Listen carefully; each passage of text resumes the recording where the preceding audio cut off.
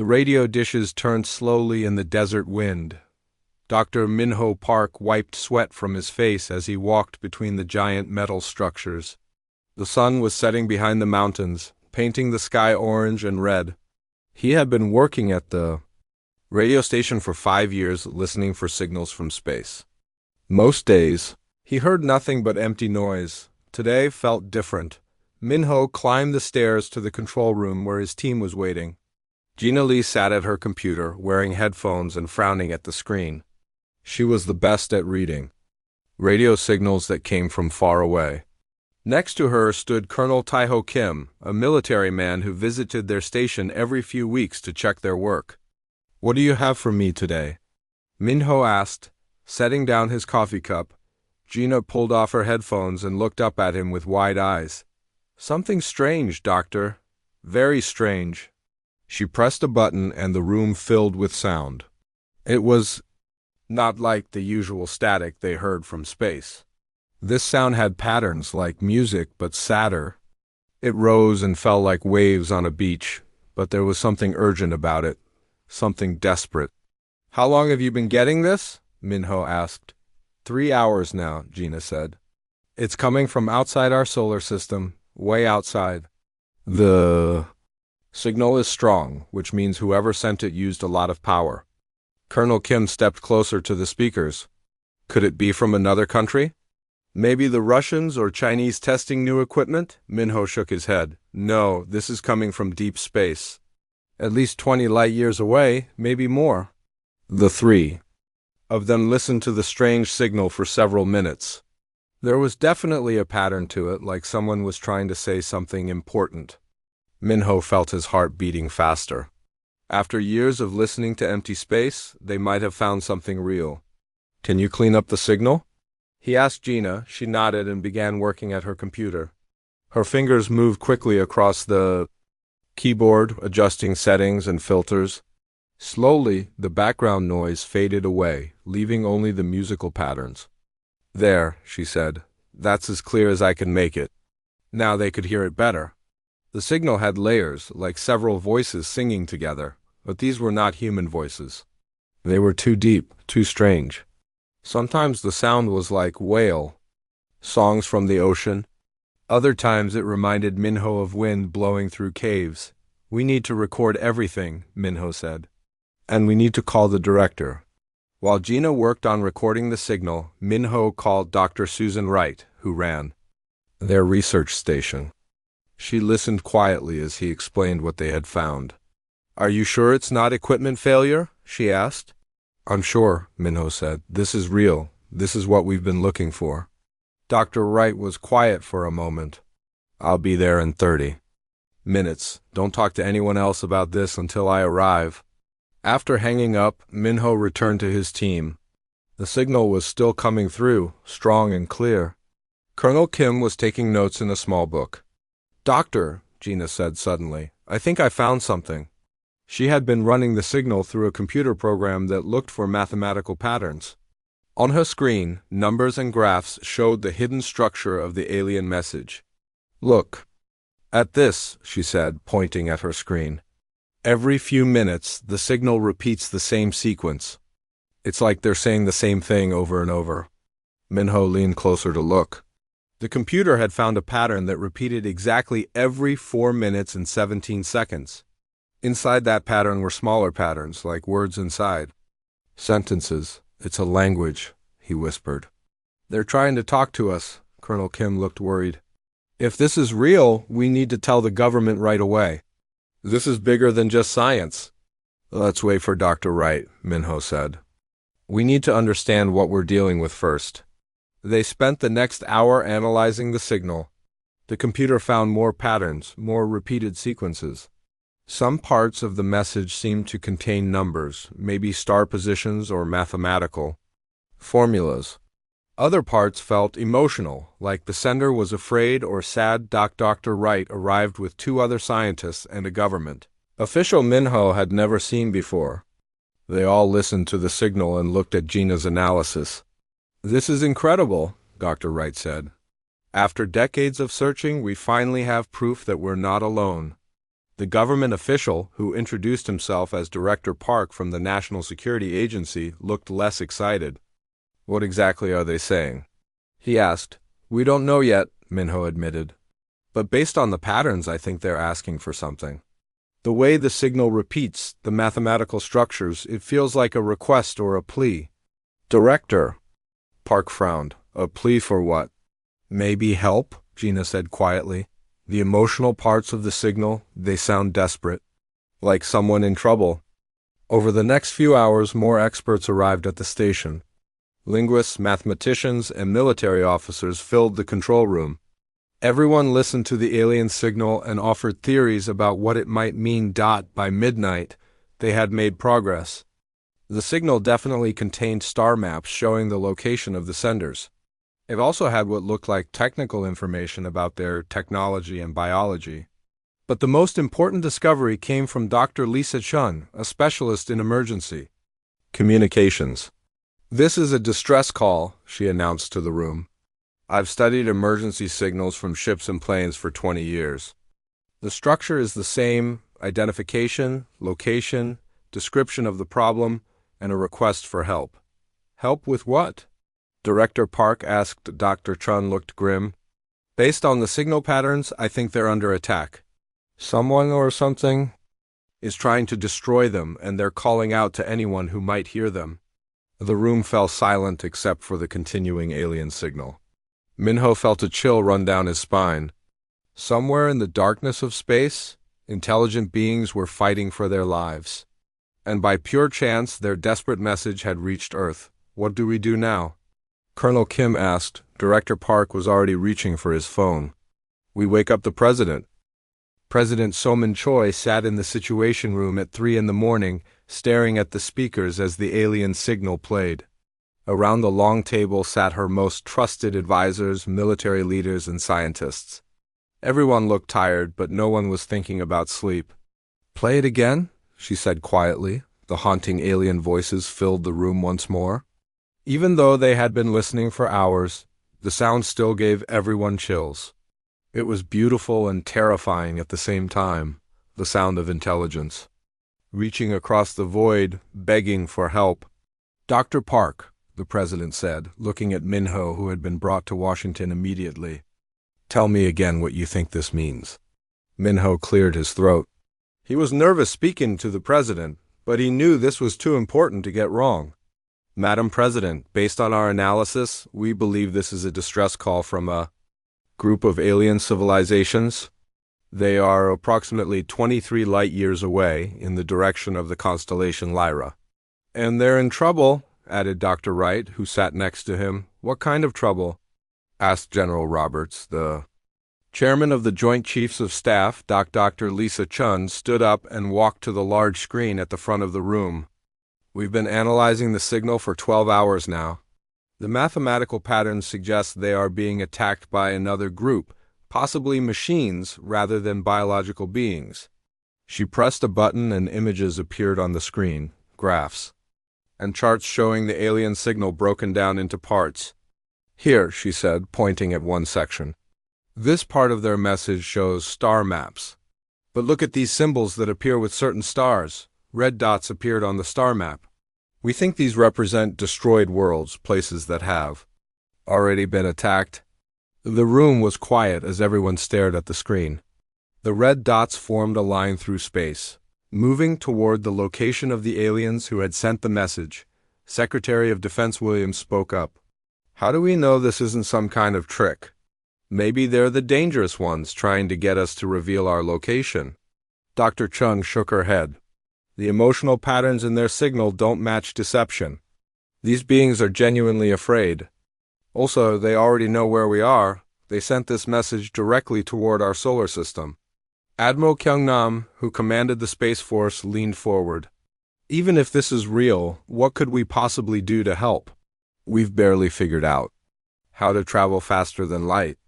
Our first FTL test flight was only 3 months ago." "That's exactly why we might be able to help," said Dr. Jinga Lee, who had flown in from the radio station. "Our technology is new and different. Maybe that's what they need." President Choi rubbed her temples. She had been in politics for 20 Years, but nothing had prepared her for this. How long do we have to decide? Minho looked at his notes. Based on the pattern of destroyed worlds shown in their signal, we estimate the attackers will reach the aliens' home system in 2 to 3 weeks.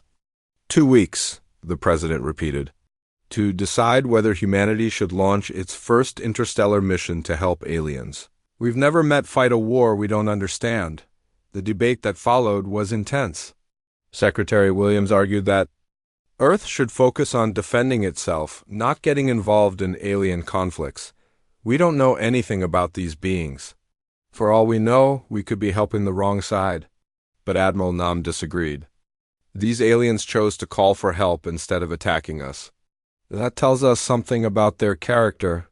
Besides, if there's a force out there destroying civilizations, they'll probably come for us eventually anyway. Dr. Wright added, the technical information in their signal suggests they have advanced medical technology and energy systems. If we help them, they might share that knowledge with us. And if we don't help them, said Dr. Chun grimly, we'll be telling the universe that humanity is the kind of species that ignores cries for help. Is that the first impression we want to make? The president looked around the table. General Roberts, do we have any ships that could make the journey? The general nodded slowly. The Han River finished its test flights last month. It's our most advanced ship, designed for long-range exploration. Captain Duyon SEO has been training with his crew for a deep space mission. How long would it take to get there? With our current FTL drive, about 10 days. But Madame President, that ship wasn't designed for combat. It's a science vessel, Admiral Nam spoke up. Actually, that might be an advantage. If these aliens are being attacked by a military force, they probably don't need more weapons. They need something different, something unexpected. Like humans, said Dr. Lee quietly. Over the next 4 hours, they debated every aspect of the decision. The risks were enormous. The Han River and its crew might be destroyed. The mission might fail, leaving Earth exposed if the attackers came looking for the humans who tried to help. Worse, humanity might accidentally start a war with a force that could destroy entire civilizations. But there were other considerations, too. The alien signal contained star maps showing dozens of worlds. If the attackers were really destroying civilization after civilization, Earth would eventually be targeted anyway. And the technical knowledge the aliens offered could advance human science by centuries. As dawn broke over Washington, President Choi made her decision. I've listened to all your arguments, she said. And I keep coming back to one simple fact. Someone asked for help. These aliens could have sent us a warning, to stay away, or a demand for resources, or a threat. Instead, they sent a plea for help. She stood up and looked around the room. The first thing we teach children is to help others in trouble. If we abandon that principle when it gets difficult or dangerous, what kind of species are we? Secretary Williams tried one more argument. Madam President, we're talking about risking human lives for aliens we know nothing about. No, she said firmly. We're talking about risking human lives to save innocent people from being murdered. The fact that those people happen to be aliens doesn't change the moral equation. She turned to Admiral Nam. Contact Captain SEO. Tell him to prepare his crew for immediate departure. Yes, Madam President. And Admiral?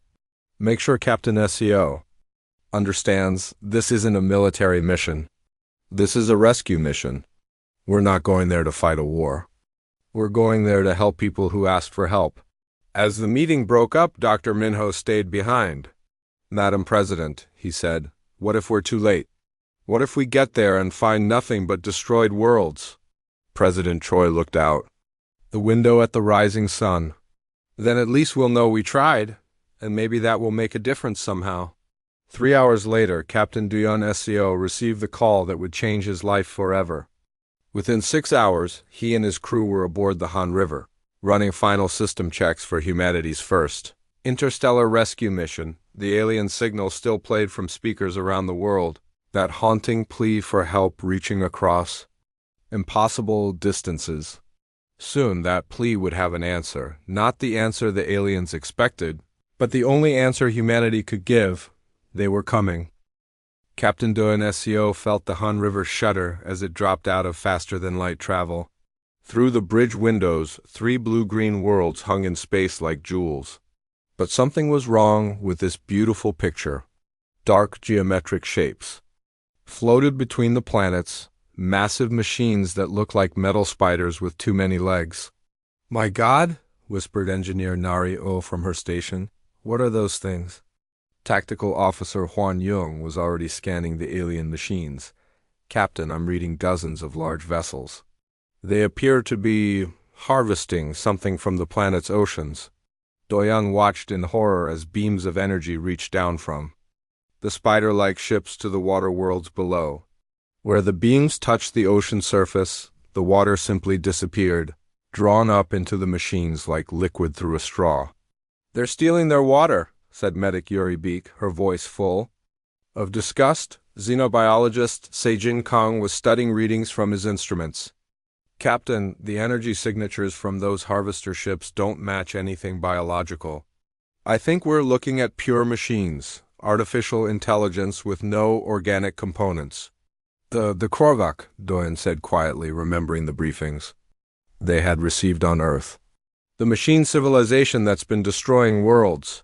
Communications Officer Gina Lee looked up from her station. "Captain, I'm receiving a transmission.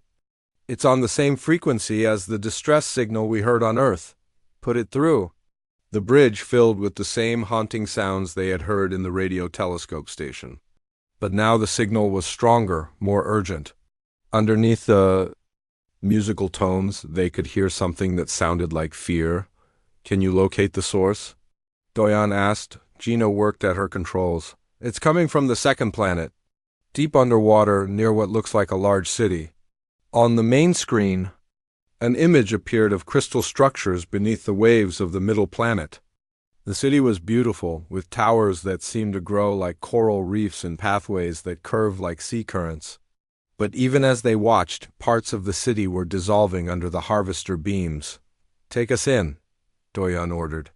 "But keep us away from those machines. I want to make contact with whoever sent that signal." As the Han River moved closer to the water world, the alien transmission became clearer. Seijin worked frantically to understand the language patterns, comparing them to the recordings they had brought from Earth. "I think I can establish basic communication," he said after several minutes. "The mathematical concepts in their language are similar to ours. Let me try something." He sent a simple mathematical sequence, prime numbers, toward the underwater city. Within minutes, they received a response. The aliens sent back the next prime numbers in the sequence, then added something new. "They're trying to tell us something about themselves," Seijin said excitedly. "Look at this pattern. It might be describing their biology." The pattern showed wave-like movements, flowing forms, and what looked like cooperative behavior. These were clearly water-dwelling creatures who worked together. Suddenly, new alarms sounded on the bridge. Juan looked up from his tactical station. With wide eyes, "Captain, 3 of the harvester ships are changing course. They're heading straight for us." Through the windows, they could see the massive machines turning their geometric forms toward the Han River. Each harvester was easily 10 times larger than their ship, bristling with energy weapons and collection beams. "Evasive maneuvers," Doyan ordered, "and keep trying to contact the aliens below." As Nari piloted the ship through increasingly desperate turns, Seijin finally made a breakthrough. A new voice came through the speakers, still alien and strange, but now carrying recognizable patterns of speech. "Small? Traveling ones," the voice said in broken English. "You came. We did not expect answer." Doyan moved to the communications station. "This is Captain Doyan SEO of the starship Han River from the planet Earth. We received your distress signal and came to help." There was a long pause. Then the alien voice returned, filled with something that sounded like amazement. "You traveled far? Very far? To help us? Why?" "Because you asked for help," Doyan said simply. Another pause, longer this time. When the voice returned, it sounded different, warmer somehow. "I am Vithara. I sent the message to the stars." I did not believe anyone would come. You are small beings. Land dwellers? We are humans, Doyan said. We live on land, yes. Our planet is mostly water like yours, but we breathe air. Humans, the alien repeated, as if tasting the word. You came in small ship to fight the Korvac machines? Doyan looked around his bridge at his crew. They were 5 humans in a science ship, facing an enemy that had destroyed dozens of civilizations. When he put it that way, it did sound impossible. We came to help, he said. We'll figure out how. The harvester ships were getting closer, their energy weapons beginning to charge. But before they could fire, something amazing happened. The ocean around the Han River began to glow, and suddenly they were surrounded by alien ships, but these weren't machines like the harvesters. These ships were alive, flowing, organic forms that moved through space like sea creatures swimming through water. They were beautiful, covered in bioluminescent patterns that pulsed with light. Our ships, Elder Vethara explained through the communication system. Living vessels, they grow, not built, but they are not fighters. We do not know how to make war. Through the windows, Doyan could see the alien beings inside their bioships. They looked like a cross between dolphins and octopi with translucent skin that showed glowing organs beneath. Their movements were graceful and flowing like dancers in water. Your ships are beautiful, he told Elder Vethara. But why can't you fight the machines? We are gardeners, the elder explained. We grow things, make life. The Korvac only destroy, take, consume. They are opposite of us. Their minds think only of efficiency, harvest, logic. Our minds think of harmony, growth, cooperation. Seijin looked up excitedly from his xenobiology station. Captain, I'm reading incredible energy signatures from their bioships. They have technology that can manipulate matter at the molecular level, heal injuries instantly, even create new life forms. But it's all designed for creation, not destruction. What about their weapons? Juan asked. They don't have any, Seijin replied. Not in the way we understand weapons. Everything they build is designed to help life flourish. The harvester ships had stopped advancing, apparently confused by the sudden appearance of so many bioships. They seemed to be analyzing the situation, trying to calculate the best approach. Elder Vethara, Doyan said, we may not have your advanced technology, but humans are very good at one thing, fighting when we have to. Can your bioships work together with our ship? Work together? The concept seemed to excite the alien. Yes, yes. Our ships are designed for cooperation. But how can we fight machines that feel no pain, fear no death? Nari spoke up from the pilot station. Captain, I've been studying the movement patterns of those harvester ships. They're very precise, very predictable. They move in mathematical formations, always choosing the most efficient path. So humans don't do that, she said with a grin. We do stupid things, inefficient things, things that don't make sense to a logical mind. Doyan began to understand. Elder Vethara, your ships can heal and create, right? And our ship can do things that don't make logical sense? Yes, but I do not understand how. Trust us, Doyan said. We're about to show you something the Korvac have never seen before. Human stupidity combined with alien wisdom. The harvester ships were moving again, closing in for the attack. But now they faced something unprecedented in their long history of conquest, a team-up between the galaxy's most cooperative species. And its most unpredictable one, the battle for the Velthani worlds, was about to begin. The first harvester ship fired its main weapon, a beam of pure energy that could cut through a moon. Captain Doyan SCO watched it coming and did something that made no tactical sense whatsoever.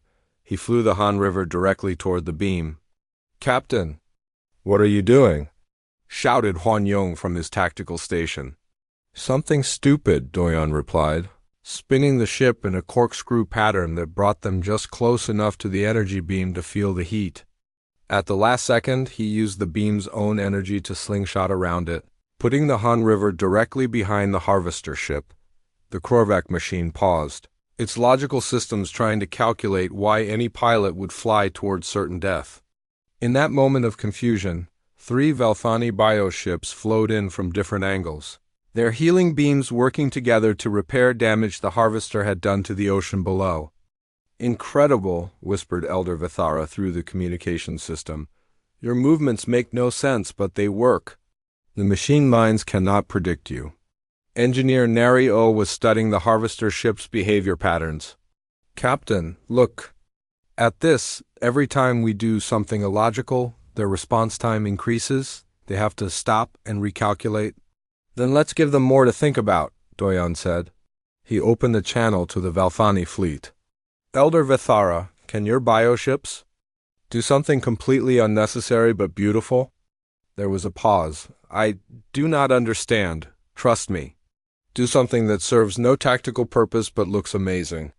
The response was immediate. The Velthani bioships began to dance. They flowed through space in spirals and loops, their bioluminescent hulls creating patterns of light that were absolutely gorgeous and completely pointless in a battle. The effect on the Korvac ships was instant. Their formation broke apart as each Harvester tried individually to calculate the purpose of the light show. Their logical minds couldn't process the concept of doing something just because it was beautiful. "Now!" Doyan shouted. Huanyang fired. The Han River's weapons, not at the Harvesters but at the empty space around them. The explosions created a cloud of debris that had no strategic value except that it looked chaotic and random. But Medic, Yuri Beak had a different idea. She had been studying the Velthani healing technology while the battle raged. "Captain, I think I can combine our medical knowledge with their biotechnology. May I work with one of their healers?" "Do it," Doan said, spinning the ship through. Another impossible maneuver that left 2 Harvester ships trying to figure out how he had ended up flying upside down. Yuri connected her medical bay to one of the Velthani bioships. What happened next surprised everyone. The combination of human adrenaline-based emergency medicine with Velthani biological healing created something new, healing pods that could repair damage faster than either species could alone. "Look," said xenobiologist Seijin Kang, monitoring the energy readings. "When we combine human medical techniques with their biotechnology, the efficiency increases by 300%.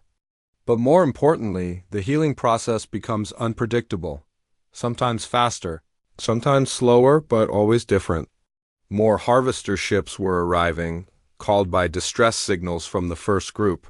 Soon there were 12 massive machines surrounding the human Velthani fleet. But instead of being intimidated, Doyan felt excited. "Nari," he called to his engineer. "Remember what you said about human technology being less sophisticated?" "Yes, sir. Our electronics are primitive compared to both the Korvac and Velthani systems. What if that's an advantage?" Nari's eyes lit up with understanding. She began connecting human computer systems to the Velthani bioship's organic networks. The result was chaos, but useful chaos. "Captain, the bioships are responding to human emotional inputs," she reported excitedly. "Our stress, our excitement, our fear, it's all feeding into their systems and making them more unpredictable." Elder Vithara's voice came through the speakers, filled with wonder. "Amazing, our ships feel alive in new ways. They want to move, to dance, to fight not for logic, but for ... for joy." The battle was turning into something unprecedented. The Korvac Harvesters, designed to face logical opponents with predictable strategies, found themselves fighting an enemy that made decisions based on emotion, intuition, and pure human stubbornness. Huanyang discovered that human combat tactics confused the machine minds completely. "Captain, they're programmed to expect optimal efficiency from their enemies. When I fire our weapons in patterns that waste energy but look cool, their targeting systems freeze up trying to understand why." "Keep doing it," Doyan laughed. Diving the Han River between 2 Harvester ships in a maneuver that violated every rule of space combat but somehow worked, the Velthani were learning too. Their bioships began incorporating human concepts like showing off and taking risks for fun. One bioship actually started playing music while it fought. Not for any tactical reason, But because its Velthani pilot had learned about human art and wanted to try creating something beautiful during battle. But the real breakthrough came when Sajin Kang made a discovery about the Korvac machines themselves. "Captain," he called out excitedly, "I've been analyzing their behavior patterns. The Korvac machines have one major weakness. They can't understand the concept of self-sacrifice for others." "What do you mean?" "Every calculation they make assumes that self-preservation is the highest priority. They literally cannot predict or counter actions based on willingness to sacrifice for strangers." Doyan understood immediately. He opened a channel to Elder Vithara. "Are you willing to risk your ships to save your people?" "Of course," the elder replied without hesitation. "We would give everything to protect our children." "Then let's show these machines something they've never seen before." What followed was the most illogical, inefficient, and beautiful battle in galactic history. Human ships and Velthani bio-vessels worked together in ways that made no tactical sense but somehow succeeded. They saved each other from certain destruction, shared resources when they should have conserved them, and took risks that any logical mind would call suicidal. The Korvac harvesters found their perfect logical systems overwhelmed by opponents who chose hope over calculation, cooperation over efficiency, and sacrifice over survival. Every time a machine tried to predict the next move, the Human-Velthani alliance did something that was simultaneously stupid and brilliant, but the largest harvester ship was still approaching, a massive vessel designed to crack planets and consume entire worlds. It was the size of a small moon, bristling with weapons that could destroy star systems. "That's their command ship," Elder Vithara said, his musical voice filled with fear. "If it reaches our homeworld, all will be lost." Doyan looked at his crew, 5 humans who had traveled across the galaxy to help strangers they had never met. They were facing an enemy that had destroyed dozens of civilizations, and their greatest weapons were stubbornness, creativity, and an illogical willingness to help others. "Nari," he said quietly, "do you think the Han River could survive ramming that command ship?" "No, sir," she replied honestly. "But we might be able to deliver something into its core systems before we're destroyed." "What kind of something?" She smiled grimly. "A virus. Not a computer virus, a philosophical one. Something that would teach their logical systems to think like humans." Doyan looked around his bridge one more time. These people had volunteered for a science mission and ended up in the fight of their lives. But none of them looked like they wanted to be anywhere else. "Elder Vithara," he said into the communication system, "are you ready to see what human stupidity can really accomplish?" The massive Korvac command ship moved toward the Velthani homeworld like a mechanical mountain. It was so large that it had its own gravity field, and so covered with weapons that it looked like a metal porcupine. This was the ship that had cracked 17 worlds and consumed entire civilizations. "Captain." Doyan Seo watched it approach and made the most human decision possible. He was going to ram it. "Captain," said Engineer Nari O from her station, "I've finished the virus program. It's not really a virus in the traditional sense. It's more like a philosophy injection." "Explain it to me quickly," Doyan said, turning the Han River toward the command ship. "The Korvac machines think in pure logic," Nari explained, her fingers flying over her controls. "They calculate every possible outcome and choose the most efficient path. But I've created a program that will introduce human concepts into their thinking, things like intuition, hope, and the willingness to help others even when it's not logical." Medic Yuri Beek looked up from her station where she had been treating wounded Velthani from the bioships. "Will it destroy them?" "No," Nari said. "It will make them more like us. They'll start making decisions based on feelings instead of just calculations. For machines designed around perfect logic, that should cause massive system conflicts." Tactical Officer Huan Yong was coordinating with the Velthani fleet. "Captain, Elder Vithara says their bioships will create a distraction. They're going to do something called a life burst, basically turning themselves into temporary stars to blind the command ship's sensors." "That will kill them," Sajin Kang said quietly from his xenobiology station. "They know," Huan replied. They're doing it anyway, for their children. Through the communication system, Elder Vithara's musical voice reached them. Captain SEO, your species is ... remarkable. We asked for weapons or technology, but you brought us something more valuable, the knowledge that someone will come when others call for help. We're not done yet, Doyen said, pushing the Han River's engines to maximum power. Nari, how close do we need to get to upload your virus? Direct contact with their main computer core. We have to get inside the command ship. The Velthani bioships were moving into position around the massive Korvac vessel. These beautiful, living ships, designed for healing and creation, were preparing to sacrifice themselves to give humanity one chance to save their people. All bioships begin life burst in 30 seconds, Elder Vithara announced. Doyen opened a channel to his crew.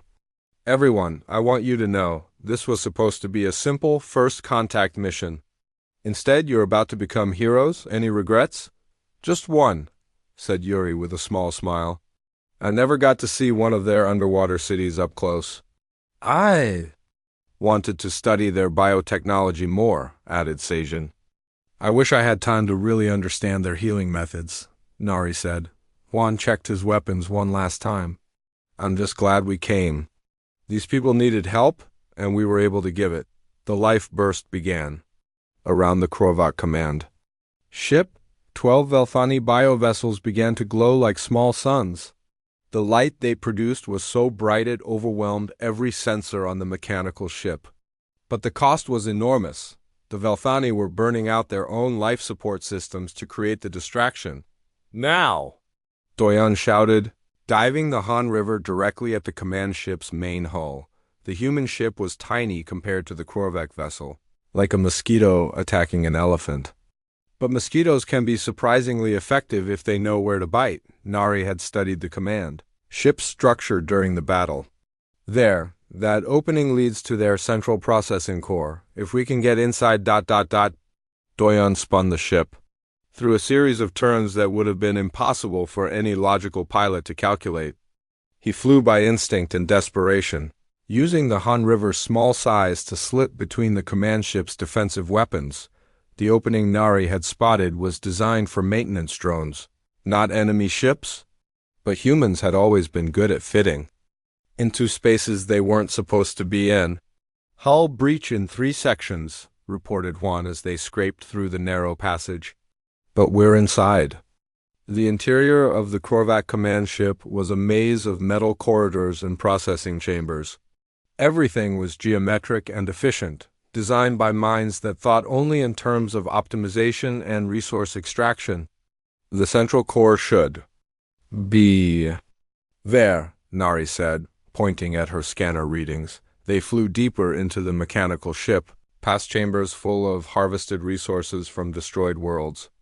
The sight made them all angry. Here was the stolen water from dozens of ocean worlds, the preserved atmosphere from planets that no longer existed. These machines, Yuri said quietly, they don't just kill civilizations, they erase them completely.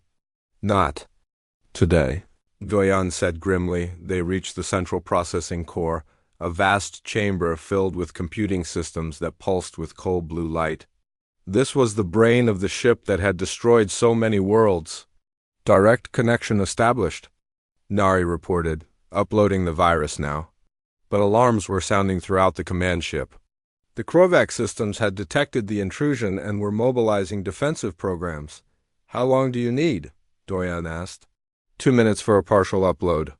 5 minutes for the full program. We don't have 5 minutes. Through the ship's communication system, they could hear the Korvac machines analyzing their presence. The voices were mechanical and cold, discussing the inefficient biological intrusion and calculating the optimal method for removal. But then something unexpected happened. As Nari's virus began to spread through the Korvac network, the mechanical voices started to change. Biological entities showing ... concern for others.